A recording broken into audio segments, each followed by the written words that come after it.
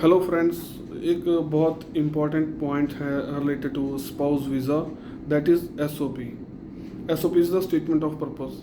जब भी आप स्पाउस वीज़ा, इनफैक्ट आप कोई भी वीज़ा लगाते हैं तो आपको उसके साथ एसओपी रेडी करनी पड़ती है। अब एक चीज़ हम देखेंगे कि अगर आपने भी नोटिस किया होगा, फेसबुक पे किसी ने भी अगर डाला होता है कि जी I got my visa approval, तो नीचे लोगों के कमेंट आते हैं, प्लीज़ शेयर योर एसओपी। तो ये कोई ऐसा डॉक्यूमेंट नहीं है जो आपको किसी से लेना पड़े, तो बड़ा सिंपल डॉक्यूमेंट है, आप इसको खुद प्रिपेयर कर सकते हैं। और एक तो कुछ जो कंसल्टेंट है ना, इन्होंने भी बहुत ज़्यादा हाईलाइट किया है कि हम आपसे इतनी वीज़ा फीस जो लेंगे, हमारे पास एक्सपर्ट हैं आपकी एसओपी बनाने के लिए। तो ऐसा कुछ नहीं है, इन चक्करों में मत पड़िएगा। मैं आपको एसओपी अब एक्सप्लेन करने जा रहा हूँ कि स्पाउस वीज़ा में हमने एसओपी किस तरीके की बनानी है। मेरी जो ऑलमोस्ट वीडियोस होंगी वो प्रोफेशनल्स के साथ ज़्यादा रिलेटेड होंगी, वो प्रोफेशनल जिनके पास जो जॉब में हैं, जिनके पास सैलरीज अकाउंट में आती हैं, जो आईटीआर सबमिट करते हैं, लेजिटिमेट जिनके पास डॉक्यूमेंट हैं। बट अपेरेंटली ये दूसरों की भी हेल्प करेंगी। अगर आप देखेंगे ये एसओपी एक्सप्लेन की है, इसमें जो लाइट कर दिया है मैंने, सब कुछ मेरी पर्सनल इन्फॉर्मेशन थी तो इस वजह से वो आपको लाइट दिख रहा है, but I will explain you. जैसे स्टार्टिंग में यहाँ पे एक इंट्रोडक्शन दी है, आप अपने बारे में यहाँ पे बताइएगा। उसके बाद ये जो सेकंड पॉइंट मैंने किया, that is the relationship beginning. इसमें आप एक्सप्लेन कर सकते हैं कि जो स्टूडेंट आपका इंटरनेशनल स्टूडेंट के साथ जो आपका रिलेशन है, कब स्टार्ट हुआ, कब आप मिले, कब आपकी यहाँ रोका हुआ या आपकी इंगेजमेंट हुई, when you got married, if you have a kid then वो कब आपके जो कब हुआ, वो सारी चीज़ें आप रिलेशनशिप में लिख सकते हैं। नेक्स्ट पॉइंट फिर एसओपी में मैंने यहाँ पे लिखा हुआ है आपकी तरफ से, that is professional career and education. Professionally आप अब किस कंपनी में हैं, आप क्या कर रहे हैं, या पास्ट एक्सपीरियंस आपका क्या है, किस डिपार्टमेंट में हो आप, कितने साल हो गए आपको। और इसी के नीचे आप एक जो पैराग्राफ है वो रिलेटेड टू योर एजुकेशन की, आपकी एजुकेशन क्या है, आपने किस फील्ड में स्टडी की है, कितने साल स्टडी की है, पोस्ट ग्रेजुएट है, ग्रेजुएट है, वो सारी 5-7 लाइनें आप इस चीज़ में कर सकते हैं। उसके बाद ये जो नेक्स्ट लिखा है मैंने, that is called financial overview. Financial overview जैसे लिख लिया आपको ये नीचे टेबल बनाना बड़ा मस्ट है। कुछ तो सिंपली लिख देते हैं कि हमारे पास लैंड इतनी है या हमारे पास कैश इतना है, वो सारी चीज़ें करके रफली सम दे देते हैं। तो ये जो मैं आपको दिखा रहा हूँ, इसमें आपने अपनी एसओपी को इतना इजी बनाना है कि सामने वाला जब पढ़े, एक तो उसका इंटरेस्ट पैदा होता है इस चीज़ में, क्योंकि अगर आपने उसको सिंप्लीफाई चीज़ों से लिखा होता है, उसको अच्छा लगता है पढ़ने में, और उसको बड़ी जो है with less difficulty that person can understand about you. तो फाइनेंशियल ओवरव्यू में जैसे मैंने लिखा कि my salary is getting credited into this bank account number, ये, और उसके बाद नीचे लिख दिया, यहाँ पे मैंने लिख दिया कि ऑर्गेनाइजेशन, फॉर एग्जांपल ये बैंक का नाम लिख दिया, ये सैलरी अकाउंट है मेरा, इसमें मेरे पास इतनी अमाउंट है। यहाँ पर लिख दिया जी कैड, उसकी कैड की वैल्यू इतनी बन रही है। लास्ट में एविडेंस, यहाँ पर एविडेंस, ये एविडेंस है कि ये जो चीज़ मैं कह रहा हूँ इसके लिए मैंने क्या एविडेंस लगाया, तो मैंने यहाँ पर लिख दिया कि मेरे अकाउंट लेटेस्ट अकाउंट स्टेटमेंट आपको लगा के दी हुई है।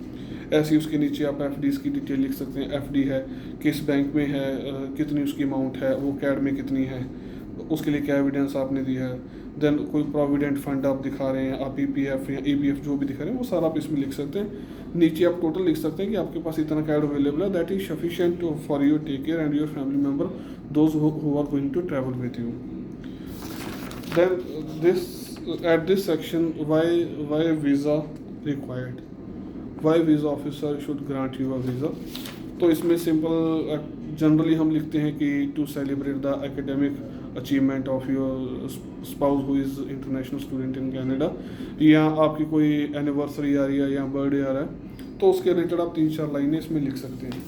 लास्ट में what are the future plans. Future plans ये वही हैं जो स्टूडेंट ने अपने स्टूडेंट वीज़ा के लिए एसओपी लिखी थी, उसके बाद उनके प्लान्स के साथ आप उनको कैसे सपोर्ट करोगे, आपका क्या प्लान है। जैसे मैंने इसमें लिखा कि जो मेरी वाइफ है वो एक XYZ की कोई स्टडी कर रही हैं which is into the construction field, तो I can support you in the marketing once she will complete her study and return back to India. I will join her into the marketing of his her product, जो भी है। तो this is clearly shows that हमारी जो intention है, intention is to come back to India and to start our own business in our country. ये एक page की एसओपी है। क्लियरली मैंने डिफाइन कर दिया मेरा 12, 13, 14 साल का जो इसमें करियर है, मेरी एजुकेशन, अबाउट फाइनेंशियल्स, हर चीज़। तो ये आपसे बेस्ट आपके बारे में कोई भी नहीं बता सकता। एक तो किसी से आप SOP मत मांगे, ये पॉइंट्स को कवर कीजिए। प्रोफेशनली जो चीज़ें हैं मैंने इसमें एक्सप्लेन की हुई हैं। सेकंड पॉइंट, जब आप डॉक्यूमेंट्स लगाते हैं, ये एक हम डॉक्यूमेंट लगाते हैं, डॉक्यूमेंट्स जो होते हैं रिलेशनशिप डॉक्यूमेंट। ये जो वीज़ा इशू होता है that is purely on the basis of your relationship.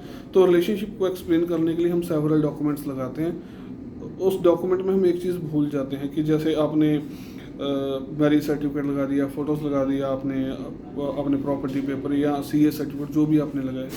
एक तो कभी भी ना आपको कंसल्टेंट नहीं बताता इंडेक्सिंग के बारे में।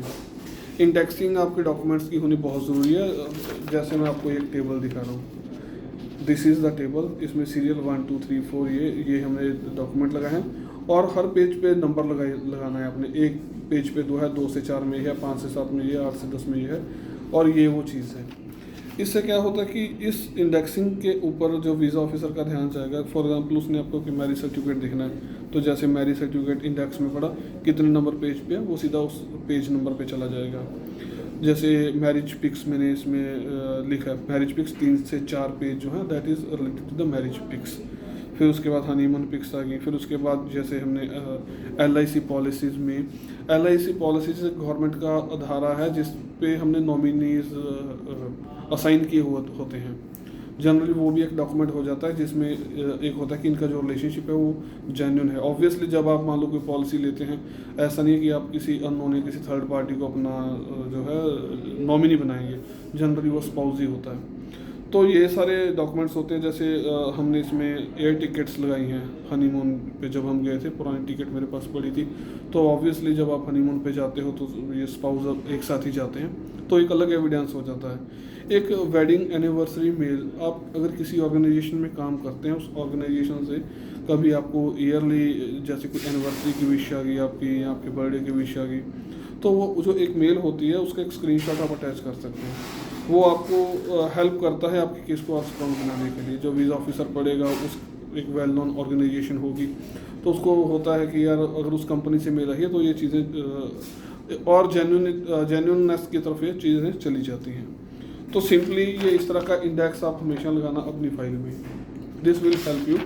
तो ये स्पाउस वीज़ा में जो मैंने आपको बताई हैं, इंडेक्सिंग, नंबरिंग एंड SOP। इसके अलावा अच्छा एक चीज़ और बता दूँ, ये जो डॉक्यूमेंट है ना, ये डॉक्यूमेंट मैंने अपलोड किए थे जब आप स्टूडेंट्स के डॉक्यूमेंट अपलोड करते हो। अलॉन्ग विद दैट जो आपका स्पाउस इंडिया में है, उन्होंने जो डॉक्यूमेंट अपलोड किए थे उनके लिए सेपरेट मैंने एक वीडियो बनाई थी कि क्या क्या उसमें मेन डॉक्यूमेंट चाहिए जो SOWP में हमें रिक्वायर्ड है।